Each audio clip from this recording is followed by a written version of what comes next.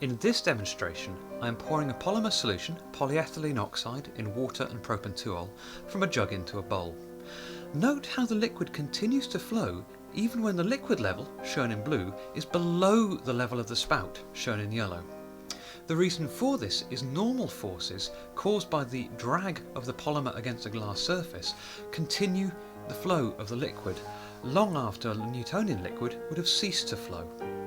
Imagine this in the context of designing an overflow to a tank that contains a polymer solution.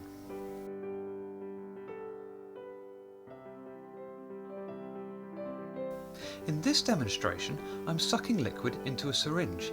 However, I can continue sucking the liquid into the syringe when the entrance to the syringe is above the liquid level.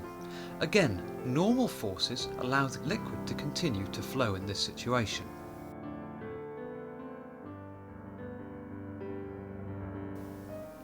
When bubbles rise in a viscoelastic liquid, they form a teardrop shape.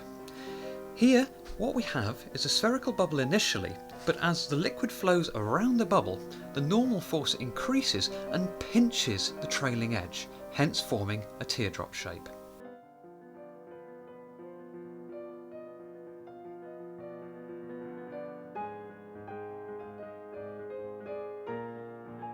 Another characteristic behaviour of viscoelastic liquids is extrudate swell. Look in this demonstration where the liquid jet is of a greater diameter than the exit from whence it has come. This is because normal forces relax as the liquid exits the orifice, and this relaxation of normal forces causes the jet to change shape.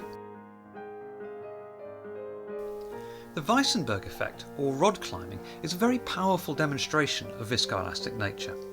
In this demonstration, I have a spinning rod in a reservoir of fluid. We can see the fluid is wicking up the spinning rod ever so slightly.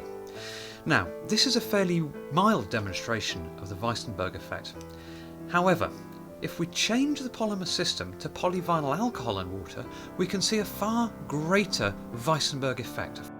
Imagine as the rod spins, normal forces are created that forces a liquid up the rod against gravity.